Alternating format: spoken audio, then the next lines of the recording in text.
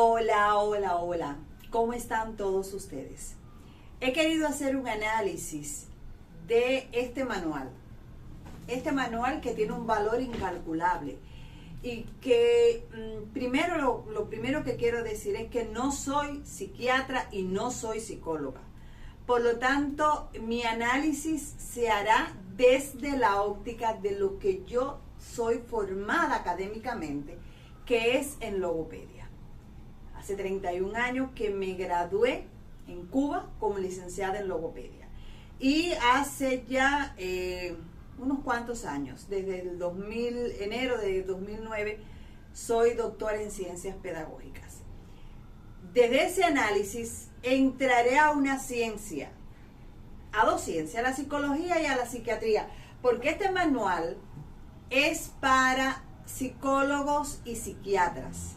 Por lo tanto, el análisis que tengo que hacer, tengo que penetrar a dos ciencias, a la psicología y a la psiquiatría. Primero, este es un manual de mucho valor, que además tiene una historia, y no es una historia no de 2 años. Por lo tanto, sería de mi parte irrespetuoso hacer un análisis a la ligera de un manual que desde que fue creado, pues ha tenido una intención y un objetivo que desde mi punto de vista es muy importante, de gran valor, sobre todo para el diagnóstico y el tratamiento para los trastornos mentales, para esos desórdenes mentales. Mi preocupación surgió a partir de que, una buena amiga me regaló este manual. Y realmente es un volumen bastante grande. Y yo lo había utilizado sobre todo para la parte de los estudios y los análisis que hago alrededor de la categoría de autismo.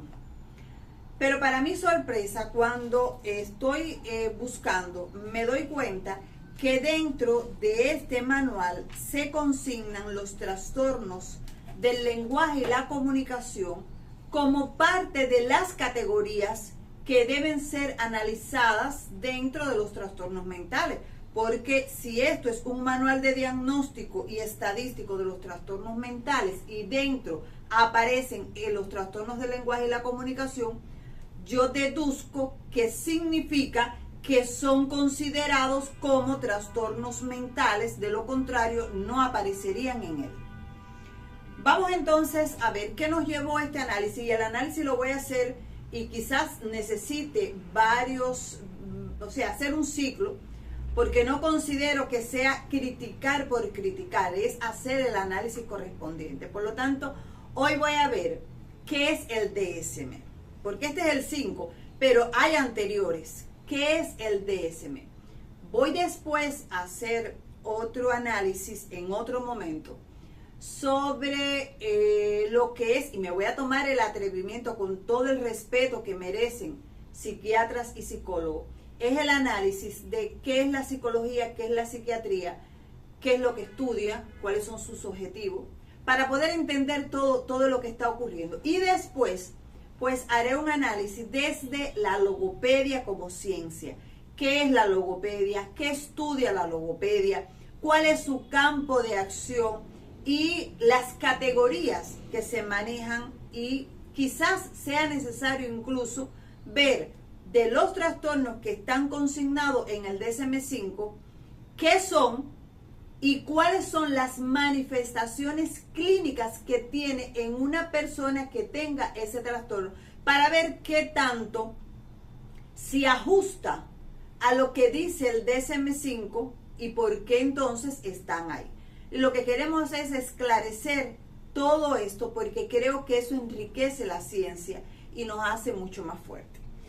Lo primero que investigué en todo esto es que el DSM tiene su punto de partida en 1899. Por lo tanto, hay muchos años de análisis, de estudio, para llevar y para perfeccionar un manual, y que hoy día pues tenga este volumen. Porque me imagino que en los inicios no fuera tan voluminoso.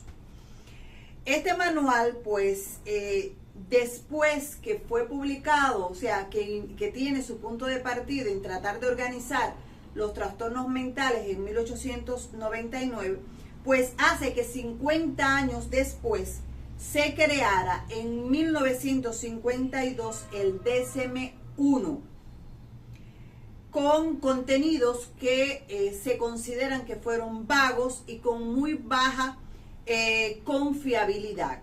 Eso hizo que se siguiera perfeccionando, como todo lo que trabajamos en la investigación y en la ciencia, y que en 1968 apareciera el segundo DSM, o sea, el DSM-2, que fue además en su momento una novedad, porque ya ahí se hablaba y se aplicaba un modelo que medía los diferentes síndromes mentales.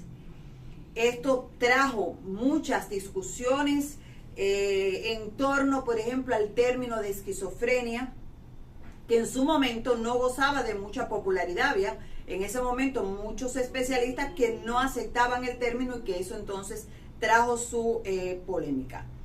Eso hizo también que continuara revisándose, perfeccionándose y ajustándose categorías que eran trabajadas. En 1980 aparece el DSM-3. O sea, van perfeccionando, o sea, la psicología y la psiquiatría, en ese afán de ir perfeccionando su aparato conceptual y los términos referidos al diagnóstico, pues fueron perfeccionando, hicieron que en 1980 apareciera el DSM-3, que tenía como objetivo establecer criterios diagnósticos con base empírica y reemplazar el modelo psicoanalítico con base teórica de la enfermedad por un modelo totalmente descriptivo basado en la evidencia. Ahí fue cuando entonces la neurosis pasó a denominarse como trastorno de ansiedad, y además se excluye la homosexualidad como un criterio diagnóstico. Los que ya llevamos varios años sabemos que en esa época la homosexualidad era considerado como una enfermedad mental, incluso eran atendidos desde muy pequeño. Cuando usted veía una orientación sexual hacia diferente, pues eran ya referidos con un psicólogo o con un psiquiatra. Y ya en esa época es cuando ya se excluye, luego que fueron excluido la homosexualidad de este manual, pues entonces se continúa trabajando en perfeccionar y pulir esas deficiencias, y es cuando aparece en el año 1994 el DSM-4. De esa fecha no vuelve a salir otro manual actualizado, este que tengo aquí, que es el DSM-5, y que aparece en el 2013.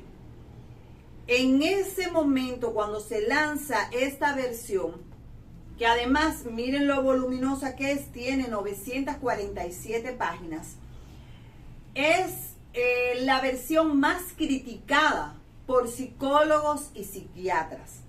De hecho, el director del Instituto de Estados Unidos, el Instituto Mental de los Estados Unidos, es uno de los defensores, de los que participó incluso en el DSM-4. Sin embargo, cuando aparece el DSM-5, es el que más énfasis hizo en la crítica a esta actualización del DSM. Y él incluso llegó a manifestar que iba a dejar de investigar sobre este tema y que su instituto no lo utilizaría, porque él consideraba que el DSM se le han incorporado categorías de las que cotidianamente vemos y que no necesariamente son trastornos mentales. Y el doctor France explica que se estaba etiquetando erróneamente la cotidianidad humana con una inflación diagnóstica. O sea, yo que no soy psicóloga, que no soy psiquiatra y que analizo esto desde afuera, yo diría es que el DSM ha incorporado tantas categorías que no necesariamente tienen que ser trastornos mentales, y ahí entonces estaríamos analizando las categorías del lenguaje y comunicación. O sea, ¿por qué las categorías de la logopedia están en un manual de psicología y de psiquiatría? Y a veces siento que la logopedia se ha estado dejando quitar categorías que le son propias, categorías que no le quitó a nadie, que son categorías muy de la logopedia.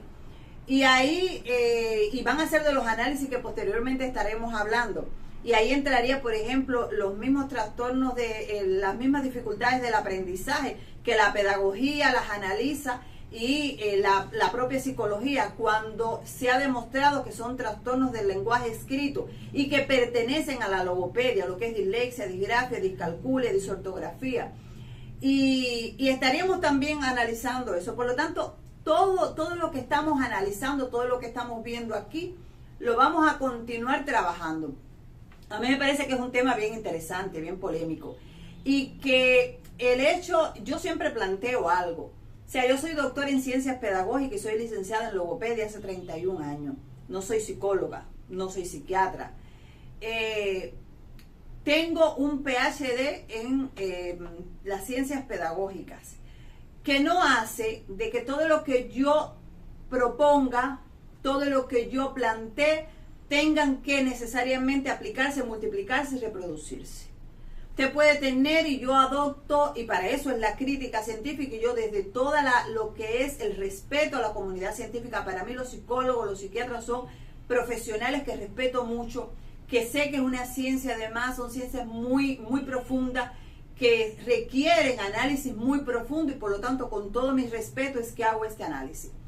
Y lo hago no con el afán de criticar una obra que me imagino que por el volumen que es, llevó muchos años de construcción, sino para esclarecer y para yo esclarecerme. Porque si yo analizo esos términos, incorporándolo como trastornos mentales, entonces, ¿cuál sería el análisis que yo desde el punto de vista logopédico tendría que hacer? Entonces, lo importante es que usted sepa valorar, analizar, argumentar lo que la ciencia le está brindando. Entonces, este tema vamos a seguirlo trabajando, y si usted es psicólogo o psiquiatra, déjenme su comentario, cualquier pregunta, sus valoraciones, para mí son muy importantes, porque yo lo estoy mirando desde afuera, pero usted el análisis lo hace desde su ciencia. ¿Por qué la psicología y la psiquiatría incorporaron los trastornos del lenguaje y la comunicación en un manual de trastornos mentales? Ese es el análisis, esa es la pregunta. ¿Cuál es el argumento? Cuando este manual, su objetivo va dirigido precisamente al diagnóstico de trastornos mentales. Seguimos en este tema, vamos a seguir haciendo varios programas, sobre todo para esclarecer y llegar al final a algún consenso en materia de esclarecer a la logopedia. Creo que la logopedia va a tener que también tener su momento dedicado solamente a ella, para yo poder hablarle un poco sobre esta ciencia. Pero si usted está interesado, suscríbase si no lo ha hecho todavía. Dele like y active la campanita. Seguimos en este tema.